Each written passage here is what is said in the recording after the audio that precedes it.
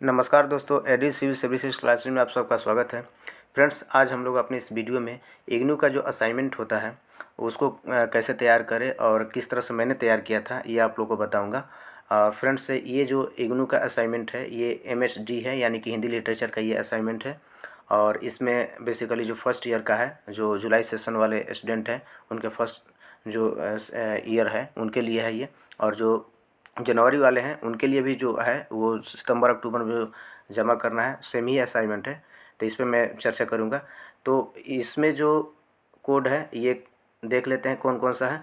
02, 03, 04 और 06, यानी कि MSD का 2, 3, 4, 6 ये असाइनमेंट जो है फर्स्ट ईयर वालों के लिए है। ठीक है, ये जो है तैयार करना है आपको। तो चलिए देखते हैं कि किस तरह से असाइनमेंट जो है मैंने तैयार किया था, आप भी इस तरह से तैयार कर सकते हैं। ठीक है फ्रेंड्स, और इस अगर आपको PDF चाहिए इस असाइनमेंट का तो आप इस पर जो है व्हाट्सअप कर सकते हैं इस नंबर पे। ठीक है, नेक्स्ट। तो सबसे पहले ये क्वेश्चन देख लीजिए। ये मैंने जो असाइनमेंट का जो एग्जांपल लिया है आप लोग को दिखाने के लिए, ये है MSD 03 का। ठीक है, 03। तो देख लेते हैं कि इसमें जो प्रश्न है ये देख लीजिए। प्रश्न आपके सामने यहाँ पर लिखा हुआ है। और सबसे बड़ी बात यह है कि सारे प्रश्न जो हैं लिखने अनिवार्य हैं। इसमें लिखा हुआ है, मेंशन है कि सभी प्रश्नों का उत्तर जो है आपको देना है। और शुरुआत के जो क्वेश्चंस हैं ये 4 क्वेश्चन, ये आपको 15 मार्क्स के हैं। ठीक है, और इसी तरह से जो लास्ट के क्वेश्चन है वो आपके 10 मार्क्स के हैं। ठीक है, तो चलिए देख लेते हैं कि मैंने जो है किस तरह से तैयार किया था। तो देखिए फ्रेंड्स, सबसे पहले तो आपको यहाँ पर कोड मेंशन करना पड़ेगा जिस तरह से मैंने लिखा हुआ है MSD 03। और ये जो शीर्षक है किस कौन सा चैप्टर है ये, तो उपन्यास एवं कहानियाँ। ठीक है, और ऊपर जो है पेज नंबर जो है 1, 2, 3 करके आपको मेंशन करना पड़ेगा, जैसे कि मैंने यहाँ पर कॉर्नर में 1 लिखा हुआ है। ठीक है, तो यहाँ पर सबसे पहले आपको जो है लिख दीजिए जो क्वेश्चन में लिखा हुआ था कि सभी प्रश्न को उत्तर दीजिए। और यहाँ पर पहला जो क्वेश्चन है, क्वेश्चन नंबर क, इसको आप क्वेश्चन भी आपको उतारना है। ठीक है, जैसे गोदान के प्रमुख नारी पात्रों पर विचार कीजिए, और इसके बाद जो है आप क्वेश्चन लिखना शुरू कीजिए। तो मैंने लिखा हुआ है, आप देख सकते हैं कि इस तरह के राइटिंग में आप जितना बेहतर से राइटिंग से लिखिएगा उतने मार्क्स आपको अच्छे मिलेंगे। क्योंकि असाइनमेंट में ये मायने रखता है कि आप कितनी अच्छी राइटिंग में लिखे हुए हैं, साफ़ सुथरा जो है कितना लिखे हुए हैं, ताकि जो है एग्जामिनर जो भी कॉपी जांच करे उसको सहूलियत हो देखने में। ठीक है, तो ये बहुत मायने रखता है कि आप जो भी लिखें अच्छे से लिखें, उसमें गलतियां कम करें आप और साफ साफ लिखें। ठीक है, तो मैंने लिखा हुआ था कि प्रेमचंद द्वारा रचित उपन्यास गोदान में विभिन्न समस्याओं जैसे कि किसान, जाति व्यवस्था आदि के साथ साथ नारी की समस्याओं पर भी गंभीरता से प्रकाश डाला गया है। प्रेमचंद के उपन्यास गोदान में प्रमुख नारी पात्रों में धनिया, झुनिया, सिलिया, मालती, गोविंदी, सोना आदि शामिल हैं। ठीक है, तो ये भूमिका की तरह मैंने लिखा हुआ शुरुआत में हेडिंग दिया है। इसके बाद आप यह भी देख लीजिए कि जो भी आपके प्रमुख जो बिंदु हैं उसको आप जो है हेडलाइन करते जाइए, इसको जो है आप मार्क करते जाइए, ताकि आप जो एग्जामिनर कॉपी जांच करें तो उसका ध्यान जो है तुरंत यहाँ पर पड़े। ठीक है, आपको भी मालूम है कि कोई भी एग्जामिनर जो है पूरे कॉपी को नहीं देख पाता है, तो कम से कम प्रमुख बिंदुओं पर उसका ध्यान जो है आकर्षित हो, इसके लिए जो है अंडरलाइन आप करते जाए बीच बीच में।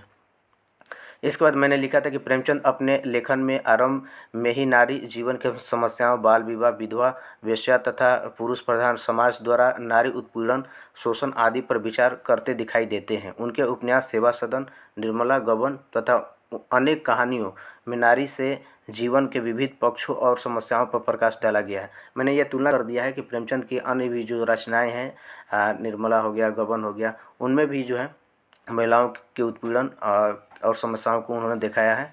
ठीक है, और समस्याओं पर प्रकाश डाला है। गोदान में उन्होंने स्त्री पुरुष के बीच संबंधों के 3 स्वरूप जो है प्रस्तुत किए हैं। ठीक है, तो 3 स्वरूप कौन कौन से? पहला, पति पत्नी के बीच संबंध। गोदान की कथा मुख्यतः ग्रामीण जीवन की कथा है। गाँव में ही नहीं, नगरों में भी विवाह को पारिवारिक जीवन की महत्वपूर्ण घटना तथा दाम्पत्य जीवन को समाज की धुरी माना जाता है। प्रेमचंद की रचना गोदान में सदगृहस्थ के जीवन को आदर्श जीवन माना गया है, दाम्पत्य सूत्र को पवित्र बंधन।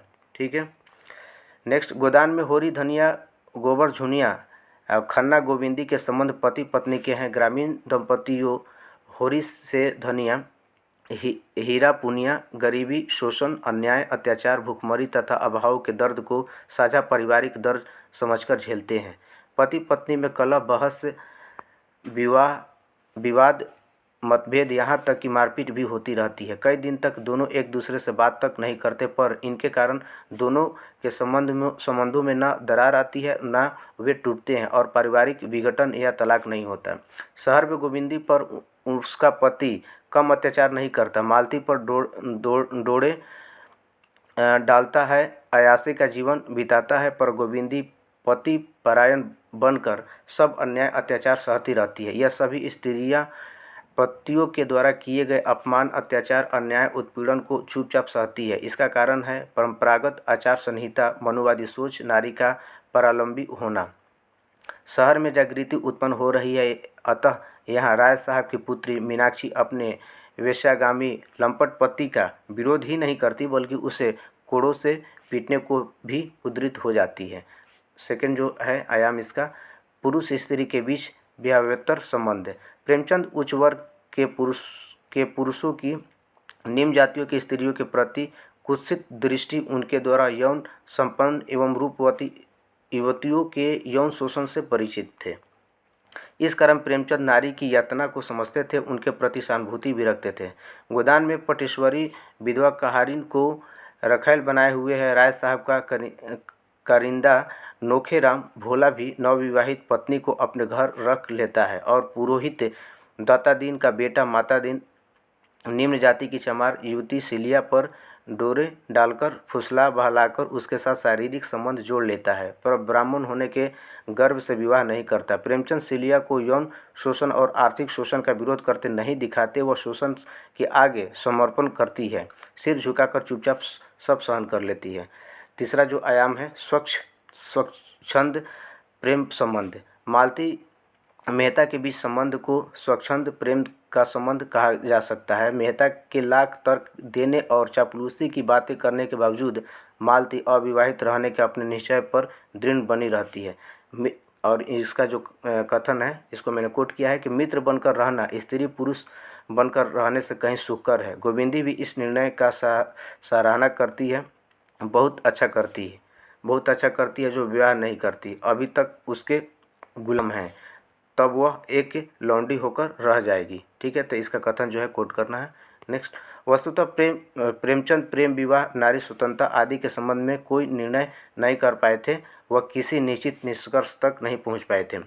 अतः वे मुक्त स्वच्छंद प्रेम और विवाह के संबंध में प्रश्न उठाते अवश्य हैं, पर निर्णय नहीं कर पाते। उनके विचारों सिद्धांतों के वाहक तथा समर्थन प्रोफेसर मेहता भी इस प्रश्न से कतराते हैं और गोलमोल जवाब देते हैं। समाज की दृष्टि से विवाहित जीवन को, व्यक्ति की दृष्टि से अविवाहित जीवन को श्रेष्ठकर बताते हैं। फिर भी लगता है कि प्रेमचंद का झुकाव विवाहित जीवन, पति पत्नी के बीच प्रगाढ़ निस्वार्थ प्रेम, त्याग, सेवा भाव एवं समर्पण भाव की ओर अधिक है। प्रेमचंद ने मालती की परिणति तितली से मधुमक्खी में करके भी भारतीय नारी के सेवा भाव तथा समर्पण भाव को श्रेष्ठकर माना है। उनके विचार कामायनी में प्रकट किए गए विचारों का ही रूपांतरण है।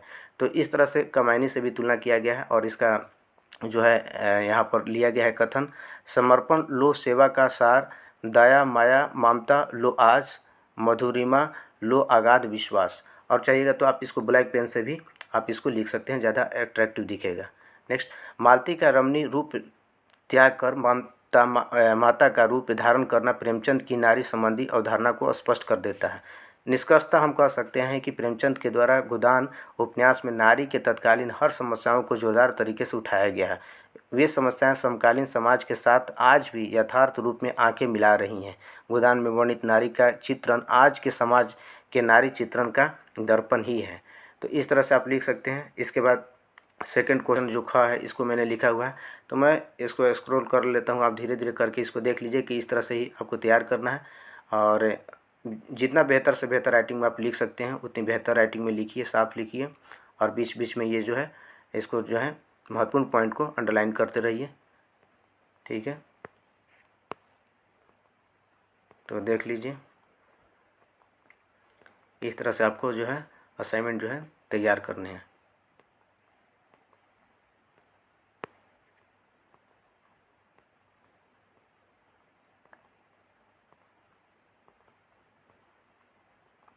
ठीक है, ये क्वेश्चन है यानी कि थर्ड नंबर, भारतीय जीवन दृष्टि के संदर्भ में बाणभट्ट की आत्मकथा का मूल्यांकन कीजिए।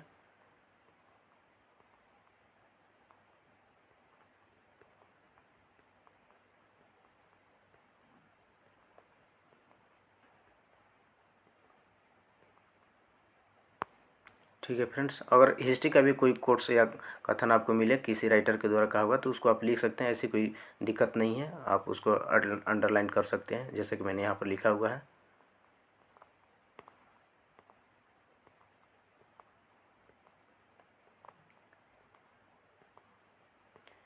घ जो क्वेश्चन है यानी कि 4 नंबर, कुत्ते की पूंछ कहानी में अभिव्यक्त मध्यवर्गीय जीवन की दृष्टि को रेखांकित कीजिए। तो ये है यशपाल की कहानी।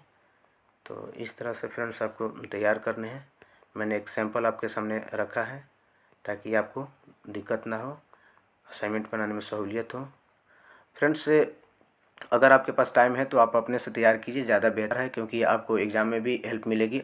लेकिन अगर आपको लगता है कि आपके पास टाइम कम है या किसी और काम में आप बिजी हैं, आप टाइम नहीं निकाल पाते हैं इग्नू का असाइनमेंट बनाने में, तो आप हमें व्हाट्सअप कीजिए।